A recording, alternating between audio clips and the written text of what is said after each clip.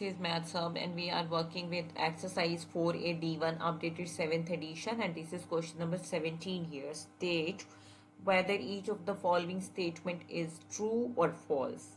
आपने बताना है true है या false है, और अगर ये false है तो फिर you have to state why it is false. For example, first part of the question is C does not belongs to this set. अब आप ये देखें, इस सेट में आपके पास कौन कौन से एलिमेंट्स हैं, कौन कौन से एलिमेंट्स इसको बिलोंग करेंगे. सी बिलोंग करेगा, ए बिलोंग करेगा और आर बिलोंग करेगा. तो ये तीनों इसके क्या हैं, मेंबर्स हैं, एलिमेंट्स हैं. तो सी भी बिलोंग करेगा. तो आपने ये क्या करना है, ये क्या है, फॉल्स है. C is an element of this set. उसके बाद बी पार्ट की बात करें, ये वर्ड जो है car, does it belongs to CAR?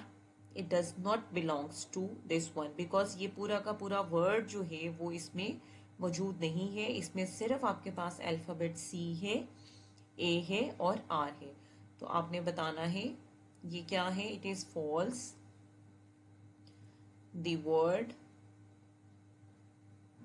Car is not the member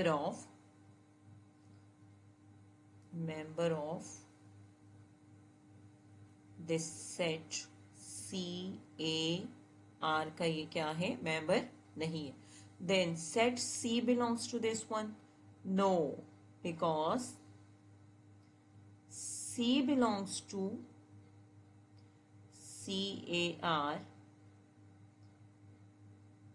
Set C is not an element of, a member भी मेंशन कर सकते हैं, otherwise an element of the set CAR. Now D part of the question, CAR 3 members हैं, इसमें 3 elements हैं, तो ये true होगा. इसी तरह से 5 belongs to this set, yes, तो ये ट्रू होगा. 5 इसका मेंबर है. उसके बाद 4 बिलोंग्स टू नो, ये क्या होगा, फॉल्स होगा. और आप इसको मेंशन करेंगे, 4 is not an element of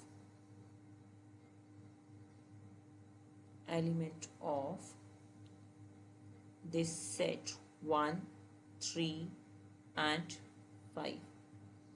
उसके बाद बस, the word bus belongs to B, U, S. तो आप कहोगे the word bus does not belongs to BU, this set BUS. तो इसके लिए इतनी ही एक्सप्लेनेशन सफिशिएंट होगी. आपने बता देना कि इसमें कोई वर्ड बस नहीं है. इसी तरह से द लेटर और the alphabet B belongs to this one, yes, it is true. B belongs to BUS. So this is all about question number 17. Now we'll be working with question number 18. Now what question number 18 says, 5 does not, इसमें भी आपको true और false बताना है. अब ये देखिए, 5 does not belongs to this set. Yes, 5 is not a member of it, तो ये true होगा.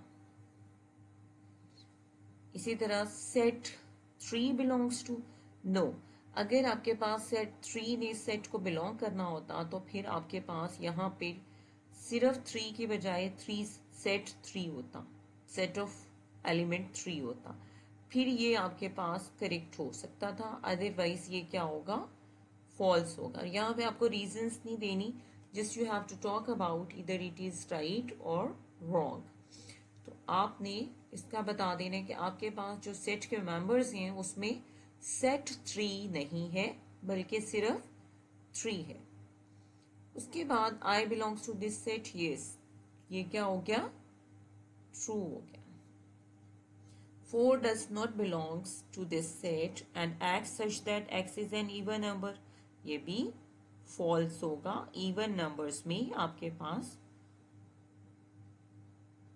4 भी आएगा। सो ये क्या हो गया, फॉल्स हो गया। Now D part of the question is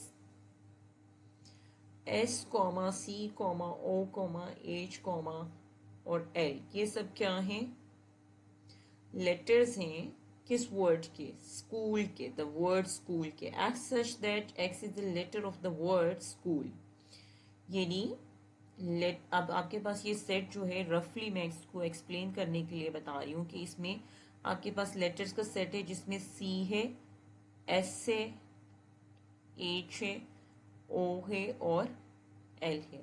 तो डेफिनेटली ये सारे लेटर्स जो हैं वो इसको बिलोंग करेंगे इस सेट के। तो ये भी क्या हो गया, ट्रू हो गया। F part of the question we have already done. So we will explain this E part of the question only. So what E part says, इसको आपने fraction को solve कर लेना है. So I'm making a little bit space here. ये क्या है आपके पास E part के लिए, अभी हम इसका rough solution कर रहे हैं. Rough solution हम इसका कर रहे हैं. 3 4 times 12 and 3 15 by 4 plus 4 1 times 4 and 1 5 by 4। अब जब आप इसको सॉल्व करेंगे तो 20 बाय 4 आ गया और आपका आंसर आ गया 5। तो इस x such that x n is even number, आपके पास सेट जो है वो इवन नंबर्स का है और आपके पास ये फ्रैक्शंस का आंसर जो है वो क्या है, ऑड नंबर आया है। तो ये बिलोंग नहीं करेगा इसमें, ये वाला नंबर 5 जो है इसका मेंबर नहीं होगा। तो ये क्या होगा, फॉल्स होगा। तो F part we've done already. Set 3 does not belongs to this one. This is also false. So this is all about question number 17 and 18 exercises for AD1 updated edition. If you feel difficulty at any point, you may ask in the comment box. Thank you very much.